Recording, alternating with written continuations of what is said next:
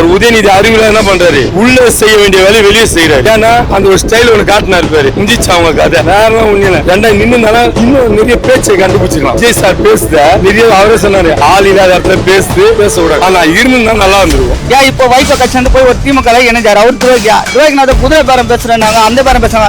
50 கோடி ரூபாய் தரம் 35 கோடி ரூபாய் தரண்டதோ இவரு செந்தில் பாலாஜி மீது வழக்கு போயிடுது. அப்ப அவர் துரோகியா? அப்புறம் எங்க ஆட்சி கௌரவம் 6 மாசத்துல ஆட்சி கவனம். அப்போ நீங்க எந்த வழியில ஆட்சியை கவுக்க முயற்சி பண்றீங்க? இது மாதிரி எல்லா எம்எல்ஏ வாங்கி ஆட்சி கவுக்க முயற்சி பண்றீங்களா? அப்ப நீங்க பண்ற பேருனா அப்ப நீங்க பண்ற பேரோட இதுதானங்க. நீங்க பண்ணதுக்கு பேர் 6 மாசத்துல ஆட்சி கவனம் பரப்பு குரலிய பறிப்புட்டி இது மாதிரி 20 எம்எல்ஏ வாங்கறதுக்கு திட்டீங்க. நீங்க பண்ணது அவதூறு இதுதானங்க. அவரோட கட்சியை நல்லா நடைமுறைப்படுத்தினா கண்டிப்பா நல்லா இருக்கும். இன்னும் மேற்கொண்டு அவரை பத்தி நல்லா தெரியும். 1000 பேர் 1000 சொல்லுவாங்க. அவரோட இதை இப்போ வரைக்கும் அவரோட கரெக்டா பண்ணிட்டு இருக்காரு.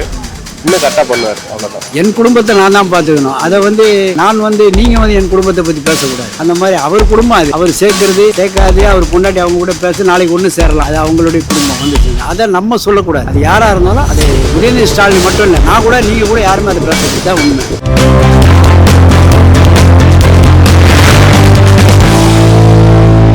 பாலியெல்லாம் அவரு எல்லாமே ஸ்டிக் எடுத்துங்கிறாரு. எல்லாம் நல்ல காரியம் தான் பண்ணிருக்கிறாரு. அவரு பரவாயில்ல. இப்ப இவங்க ஆட்சியில பார்த்தா ஒண்ணு இந்த கற்பழிப்பும், இன்னொன்னு இந்த கொலைகளும், இவங்க அதை கண்டுக்காத விட்டதுனாலதான் இவ்வளவு காரியம் வந்து. இப்ப இவரு என்ன பண்ற எல்லாத்தையும் சரி செய்யறாரு. எல்லாத்தையும் நம்ம கரப்ஷன் எல்லாத்தையும் நம்ம டோட்டலா நம்ம தமிழ்நாடுல எதுவுமே இருக்க கூடாதுன்னு அவரு முயற்சி எடுத்து பண்ணிருக்கிறாரு. 50 நாள் ஆட்சி நல்லா தானங்க போயிட்டு சிங்கப்பெண் திட்டம், இந்த மது கடையை முருந்து, இதெல்லாம் மக்களுக்கு எந்த தேவையோ அனைத்துமே செஞ்சுருந்தாங்க. 50 நாள் ஆட்சியே பெரிய சாதனை மாதிரி ஓடினுது. இனி வர கால நாட்டில் இன்னும் அதிகமா செய்யதான் போறாரு. இன்னும் வர நாட்கள்ல இன்னும் மக்களுக்கு என்ன தேவை, இந்த சிங்கப்பெண் திட்டத்துல இருந்து எல்லாமே சேர்த்து இந்த 2500 வர காலத்துல கூட தான் போறாரு.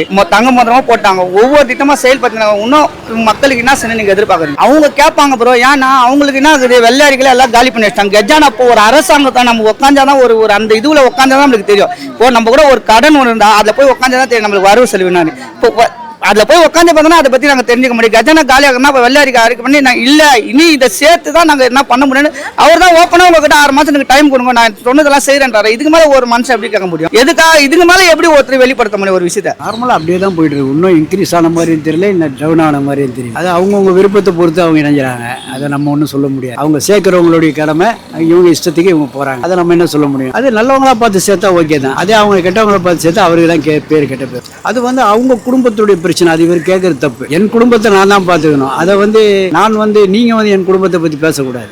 Okay brother. பட் ஆனா எல்லா இடத்துலயுமே அவரை பத்தியான அவரெல்லாம் கருத்து தான் போடுறாங்க. முக்கால்வாசி அவங்களுடைய கட்சியில இருந்து தான் அவரை அவரோட இதுல எல்லாமே போயிட்டு இருக்கு. அவரை பேரை வச்சு அவங்க கட்சியில தான் ரொம்ப தவறுதெல்லாம் மிஸ்யூஸ் பண்ணி அங்கங்க பிரச்சனை இது பண்ணி நான் தாவேகா கட்சி என்ன அப்படின்னு சொல்லிட்டு அவரோட கட்சியை நல்லா நடைமுறைப்படுத்தினா கண்டிப்பா நல்லா இருக்கும். வேற நல்லா தான் இருக்குது. எந்த குரல் அது அவங்க யாரும் பண்றதுதான். பொதுமக்கள் நிறைய பேர் கேட்டனா நல்ல ஆட்சி தான் சொல்றாங்க. அந்த சில கட்சியோட உள்ளவங்க மட்டும்தான் இந்த ஆட்சி சரியில்லை, இவ்வளவு கோலம், இவங்க ஆட்சி எல்லாம் மலையில செத்தாங்க, யாரும் கற்பழி பண்ணியா, 2 வயசுக்கு வந்து கெடுக்கலையா, எல்லாம் இவங்க அந்த கதை போத்து போறாம அதனால அவங்க அந்த வேலை பண்றாங்க. வேற ஆட்சி சூப்பரா நடக்குது. ஏங்க ஒரு 2 வருஷம் ஆயிடுச்சு.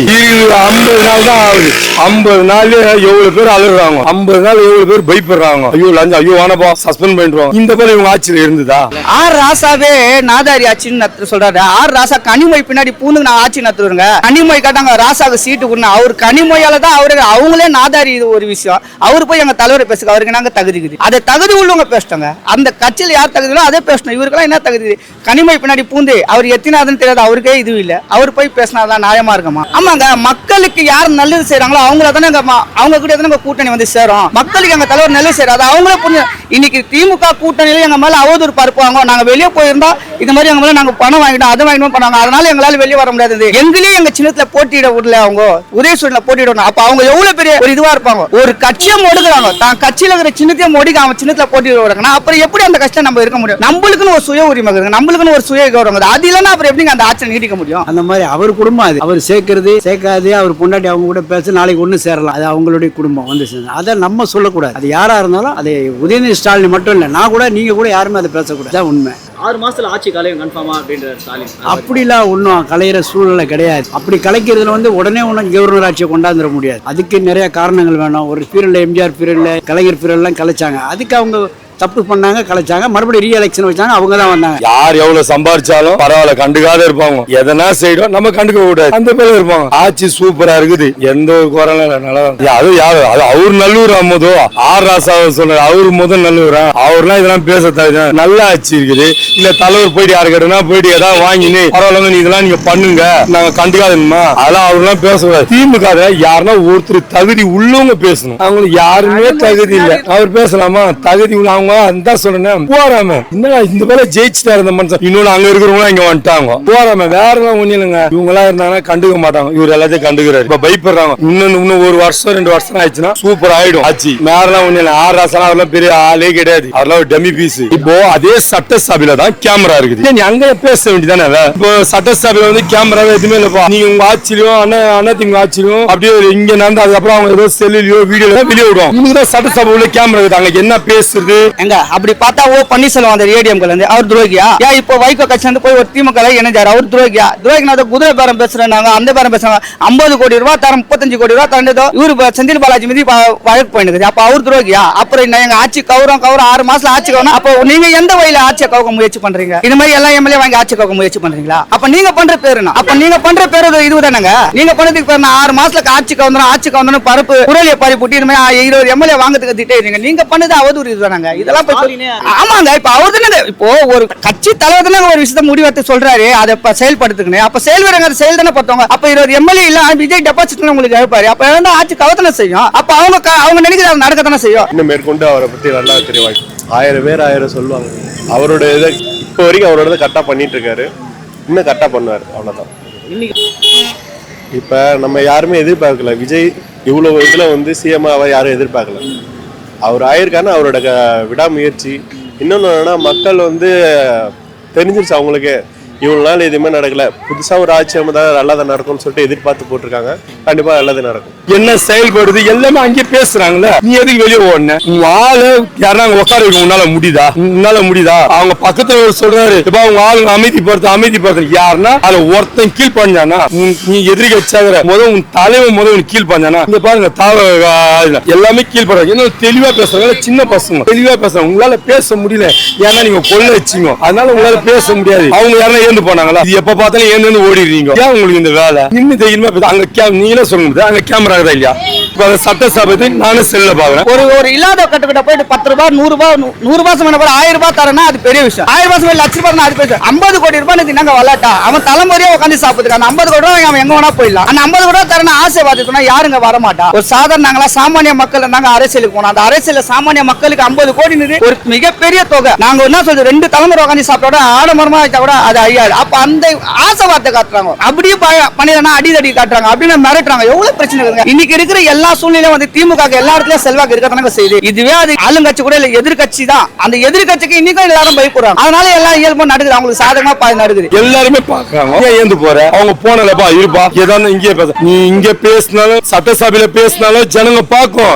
நீ வெளியே இருந்து பேசினாலும் என்ன வெளியே இருந்து பேசினா நிறைய பேர் பாப்பா இல்ல. அதனால ரெண்டுமே ஒரே இடம் தான், எனக்கு தெரிஞ்சு 2 ஒண்ணா. வெளியும் ஒரே இடம் தான், உள்ள ஒரே இடம் தான். அங்கேயே கேமரா இருக்குது, இங்கே கேமரா இருக்குது. இப்போ நீங்க பேட்டி அடிக்கீங்க, கேமரா இருக்கா இல்லையா? நீங்க போடுவீங்களா போட மாட்டீங்களா? அப்ப அந்த சட்டசபை உள்ள இருக்குது, அப்ப அவங்க போடுவாங்களா போட மாட்டாங்களா? எல்லாம் போடுவாங்க. அவர் உதயநிதி அறிவுல என்ன பண்றாரு, உள்ள செய்ய வேண்டிய வேலையை வெளியே செய்யறாரு. ஏன்னா அந்த ஒரு ஸ்டைல் ஒண்ணு காட்டினாரு பேரு முடிச்சு அவங்க கதை வேற ஒண்ணு இல்ல. ரெண்டா நின்னு இப்போ நாங்க ஒரு விஷயத்த சொன்னவர் எங்க தலைவர்கிட்ட வன்முறையை கையாளுறதுங்க, எங்க போய் எதுவும் பண்ணாதன்ற அந்த திமுக அப்படி கிடையாது, அவங்க வன்முறையை தான் கையாளுறாங்க. அது எங்க மேல பெருப்புறாங்க. நாங்க என்ன பண்ண முடியும்? அவங்களுக்கு சாதகமா தான் எல்லாமே இருக்குது. எங்க தலைவர் எங்க மேல ஆக்ஷன் எடுக்கிறார். நாங்க என்ன ஒரு வன்முறை பண்ணாலும் ஏதோ ஸ்கூல்ல போய் என்ன நெல் பண்ணி என்ன பண்ணா அது ஏதோ ஒரு இதுல நாங்க நெல்லுது பண்றோம்னு காட்டுறதுக்கு நாங்களும் பண்றோம்னு காட்டினா கூட அது ரீல்ஸ் மாதிரி ஆக்கிடுறாங்க. ரீல்ஸ் ஆச்சுன்றாங்க. அப்ப இவங்க புதுசா ரீல்ஸ் ஆச்சு கொண்டு வராங்க. அதுக்கு என்ன சொல்றீங்க? இப்ப ரீல்ஸ் பாட்டு போறாங்க, ரீல்ஸ் ஆச்சு நடத்துறாங்க. அப்ப இவங்க எந்த ட்ரெண்டிங்ல போறாங்க? இவரே சொல்றாரு நாங்க நாங்க பெருசா கவனிக்கிற ரீல்ஸ் அவுட். இப்ப நாங்க கூட அதை கவனிக்கணுமா? அப்ப நீங்க எங்க வயசுல ரீல்ஸ் வரீங்க, அதை பத்தி நீங்க பேசுறீங்க.